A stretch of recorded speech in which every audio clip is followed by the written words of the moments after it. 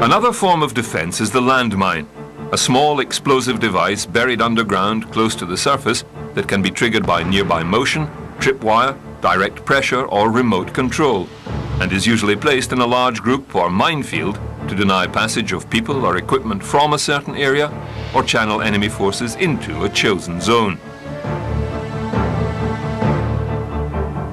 Minefields can also guard borders or beaches, roads or salient points such as the Korean Divide or Demilitarized Zone, DMZ, currently the world's highest concentration of landmines.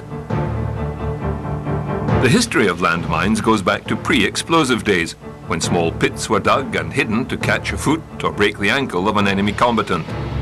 These were enhanced with sharpened sticks, sometimes treated with a poison or rotten garbage. Caltrops were small iron barbs scattered on the ground to delay advancing troops. With the advent of gunpowder and explosives, the Chinese placed bamboo stalks filled with black powder and iron and buried in the ground. Some were triggered manually by a hidden assailant. Self-detonating bombs were described as early as 1277, some using a flint and wheel device to ignite the main charge once triggered by a passing soldier.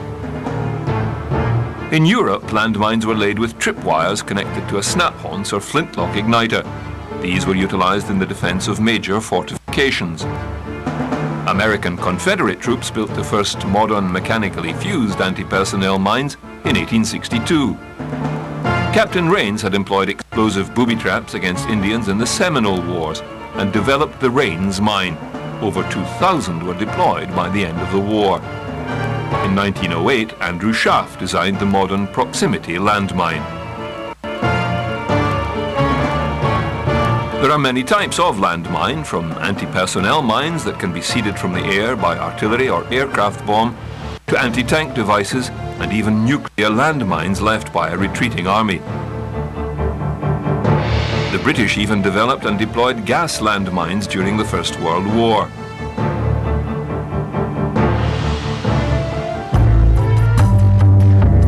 A landmine can be triggered by pressure, vibration, magnetism or sound. Modern mines have an anti-handling trigger as well, to stop anyone trying to move or disarm the mine. Modern anti-personnel mines are made of plastic with very few metal components, which makes them hard to detect with a metal detector. A typical mine would be set in the ground and, if a pressure-sensitive type, covered with light ground debris for camouflage.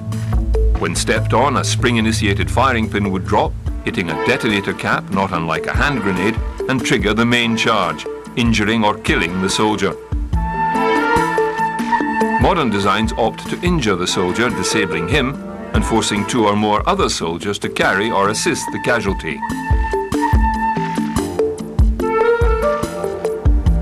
One type of anti-personnel mine was developed by the Germans during the First World War.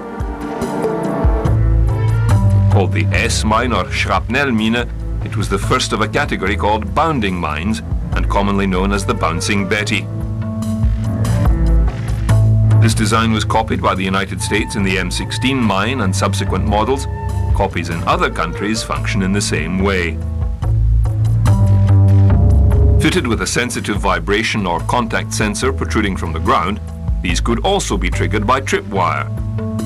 When disturbed, a spring-loaded striker activates a firing cap and a pyrotechnic delay. This sets up a timing sequence to allow the intended victim to step off the mine. When the delay is burned through, a small black powder charge detonates and a second delay fuse ignites, shooting the main body of the mine up out of the ground to a height around 1 meter, where the later fuse ignites the main explosive charge, shooting ball bearings or shrapnel in a 360-degree spread and capable of inflicting injury up to 200 meters. Anti-tank mines are usually much larger and require greater pressure to activate. A person or light vehicle might not trigger an anti-tank mine. Modern anti-tank mines are capable of such magnetic sensitivity as to be able to distinguish types of vehicle passing by, and therefore only detonating when a known enemy vehicle passes, allowing friendly forces uninterrupted passage. During the First World War, the British even developed a gas mine, which, once disturbed, would deploy poison gas. The Soviet Union and the United States both developed such mines.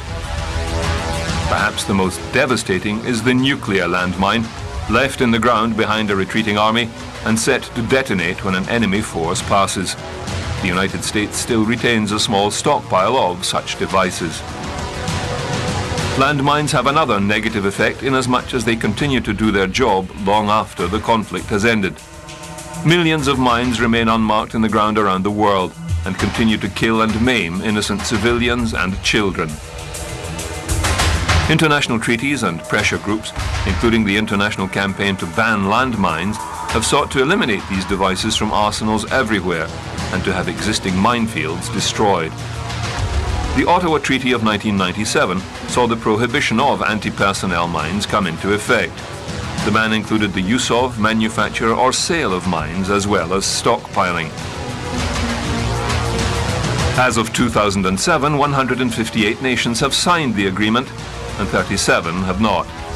They include China, Israel, Pakistan, India, Russia and the United States, who still maintain the Korean DMZ minefields.